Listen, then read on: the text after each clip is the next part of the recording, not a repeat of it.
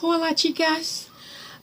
Today is September 26th, and I am on cycle day 15. This video, I will be talking about three major things. First, I just want to let you guys know that I called my OB's office and I have an appointment on September 21st or 25th. And in that appointment, I'm going to be talking to my OB about my fibroids and to be transferred. I already talked to the administrative assistant, and they already know that I want to be transferred. I will be transferred to a specialist in Moncton. Moncton is only 2.5 hours away from me, and the clinic where I go, where my OB is, they told me that that clinic called Concepcia, they communicate much better with them here. So let's say if I have to go for some testing done, I do not have to drive 2.5 hours to them. I can do it right here. So it's a plus. So that's why I decided to go with Concepcia. So I will be talking to my doctor about the three fibroids I have, because in my head, why do I want to go to a specialist when I already know that having fibroids, can stop you from conceiving? So if we can do something about it, I would like to have it done before I go there, because I don't want to be throwing money through the windows and, go for IVFs or go for IUI and to see no result at all.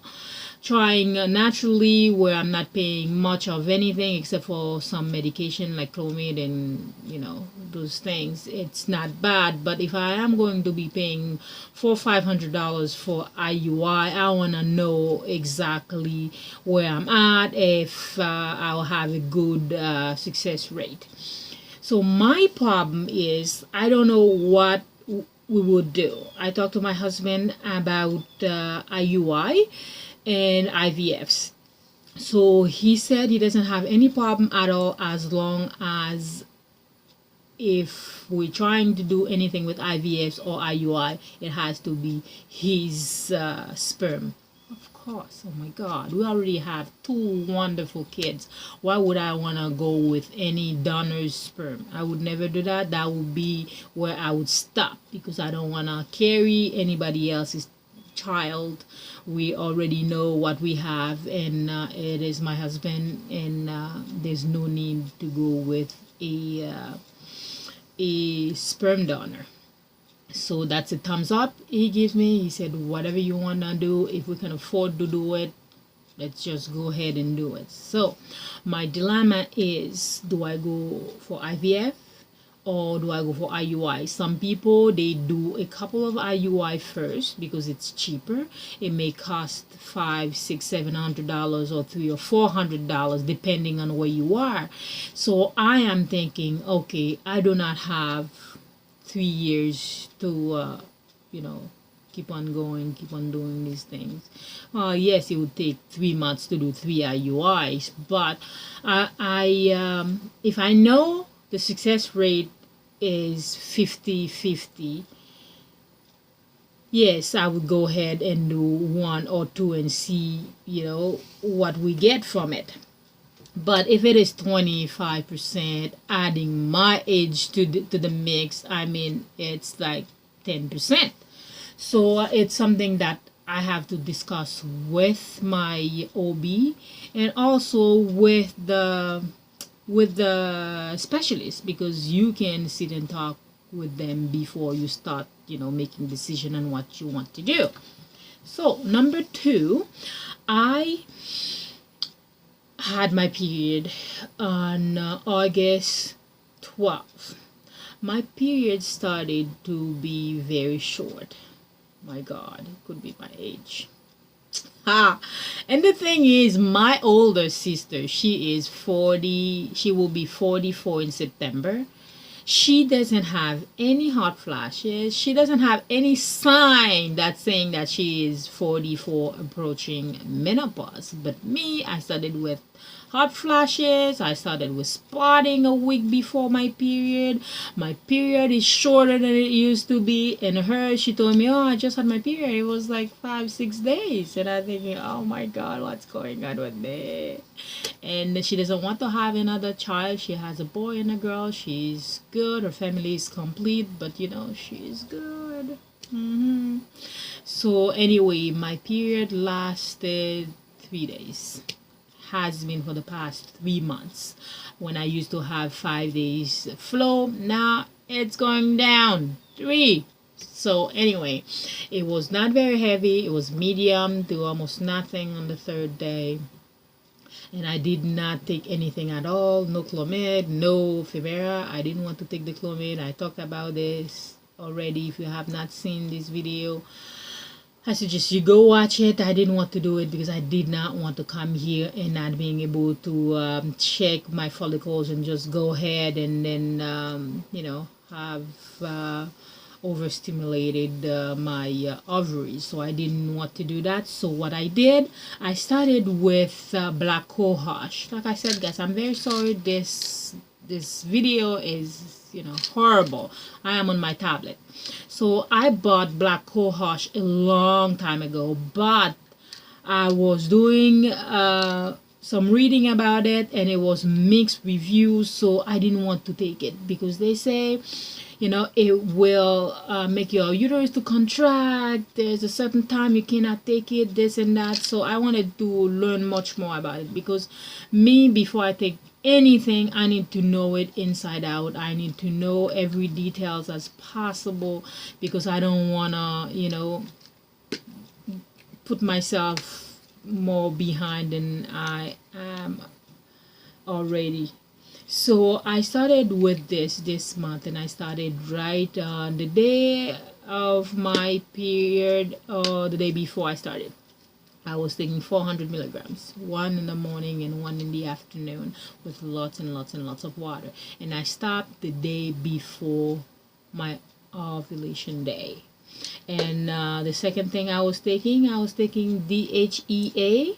So I was talking about this DHEA for a long time, and I read about it. It is wonderful thing to take. But if you have some problem, like I have adrenal insufficiency for the past 6-7 years, where my adrenal gland doesn't work as it should, I get very scared and very I don't know, if anything happens or nothing happens at all, my adrenal gland just start pumping adrenaline. So it's not really good when you have adrenal gland problem to take it. But since I've been on medication for my adrenal gland, so I decided to start this. And a friend of mine here, Tasha, she wanted to start DHEA, and she started it, and I think she's taking 100 milligram or more, and she was talking how good she feels when she started taking it. She said it's the best thing ever. So I started taking it. But me, I am just taking 50 milligram a day, and I'm not feeling as fabulous as she is, but I'm okay. And she got a BFP yesterday. Oh yes, I'm putting it out right there, Tasha. Sorry, girl. I'm so excited, so happy for you. I cannot not talk about it. Tasha, take time out. You better go check her channel. She is excited. She is so happy, but a little bit anxious. I would be too. And she's been trying for a while, and she had that BFP.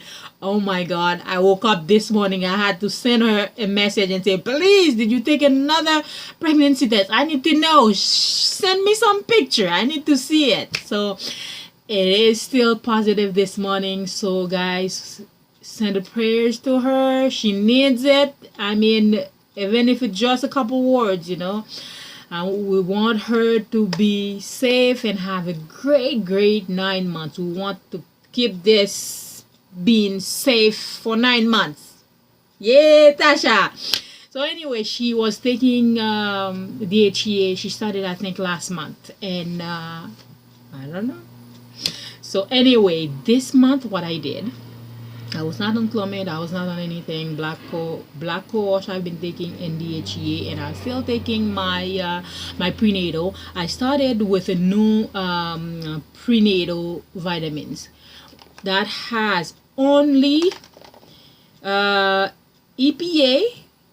300 milligram and DHA 250 milligram. I used to take the other one that has all kinds of vitamin A, vitamin D, vitamin B, vitamin this, vitamin that, acid, folic acid, and all that. But this one is a new prenatal vitamin, omega 3 prenatal. So we all know about EPA and DHA. It's excellent. So I've been taking this one about 2.5 months, almost to 3 months, and I am taking extra folic acid, and I was also taking 1,000 milligram of evening primrose every day, starting the day I had my period until the day before my ovulation. You have to stop. You cannot take it the day of your ovulation and after that. So that's what I did. And last, absolutely but not least, preseed. This is my third tube I bought. I used preseed before, and I never had any pregnancy with this. But I was doing my little research on the internet, and I found, internet is good, but it can be horrible sometimes. Like Tasha said, stay away from the internet. It's good advice. I was checking this. We all know, if you're trying to conceive, if you have not heard about preseed, you just heard it here. It's, lots and lots and lots of people have gotten pregnant with this. And what this is a lubricant that mimics your cervical mucus. Some women, they don't have EWCM, so this helps the sperm to go up into your fallopian tubes and meet the egg. So I was watching a video, and a guy was doing an experiment where he put his sperm on the microscope without preseed, and you could see how much the sperm they were moving, and another spot where they put preseed and the sperm they were not moving at all. So I think, holy macro, what are you doing to me?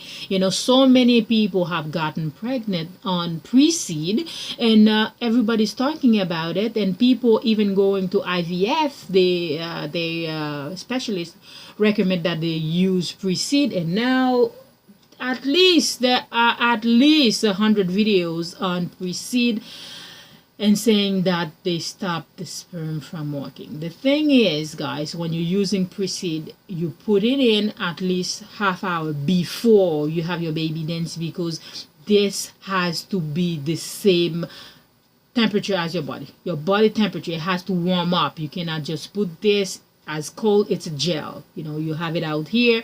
When you put it in your hand, you will feel it's cold. And the sperm just come out, it's hot, you cannot put cold in it. You just leave it outside and do your experiment. It's cold. What else do you expect? So you have to use this at least 15 minutes before you do your baby dance, so your body temperature will warm this thing up, so sperm will fly just as if it was your cervical mucus. So I'm not gonna even listen to what they have to say. So I went ahead and I used this every time this month. I didn't go crazy with baby dance.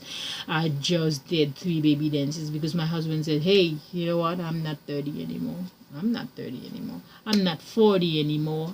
I cannot do baby dances every day. I can understand that. So we made it so we had a baby dance the day before ovulation, the day of ovulation in the morning, and the day of ovulation in the evening. And I also use soft cup. You probably have heard about it. I have used this for a long time, but this time I feel very confident about how I used it. I use a little bit more pre-seed, and I'll show you how I do it. Lots of people, they are having trouble how to put it in the applicator, because it comes with about 9 applicators. This is where you put it, put the pre-seed in it, and then you put it in. So what I do, I have this applicator, and I just put this upside down in it, and my finger is at the bottom. The bottom can go up or down. To fill it up, it has to come down. Okay, so I just push my pre-seed. I press it here without doing anything. You know, my finger is here to catch the bottom, because I don't want to fill it up. You don't want to use too much, because it's slippery, it gets messy. So I press my pre-seed, and you can see it's going down. It fill it up. And if it's too much, you don't want that much, you just press the bottom, and then it goes back inside of the tube. You don't have to touch it, you don't have to do anything. You press the bottom, and if you want more, you let the bottom go, and then you press the tube, and the tube will fill it up to wherever you want it. So I never had any problem at all with it, and I just put it in, and I did make sure I did it 25 minutes, at least 25 minutes before my baby dance, and then I did my soft cup. Let's go with the soft cup. I know there are tons of video how to use soft cup. I watched them, but I could never use it and feel comfortable with it. So what I've been doing over the past few months is this. Let's just think for a minute. This is the VJJ, and then this, I press this very tight. Whether you had kids before, or you know, you never had kids, this will fit in. So you make it as flat as possible, because this is very flexible. You don't just put this whole thing. That's why some people are so scared about it. When you see this, you think, oh my God, how am I going to fit this in? So you just press the bottom very tight, and then you put it here. As you're putting it in, you keep on pressing the rest, pressing it close down. Sorry if you cannot see it. You keep pressing, and it's still like a little stick you're putting it, and it keeps on going, and I keep on pressing, and I go and I scoop down, put it way down, like it's going down, and then you keep on doing it, keep pushing it in, keep pushing it in. You know, it's still very small, and then when it goes all the way in, and you just let go. And when you let go, if there's a little bit left on the outside, it will be very uncomfortable. It will be rubbing against you. So you just put your finger, you just press, and it disappears. So what it does, it just scoop everything that's already in there, the pre-seed and all your little fellows, and then they sit right inside of the cup. And now your cervix is now sitting on top of the cup, where everything is sitting there.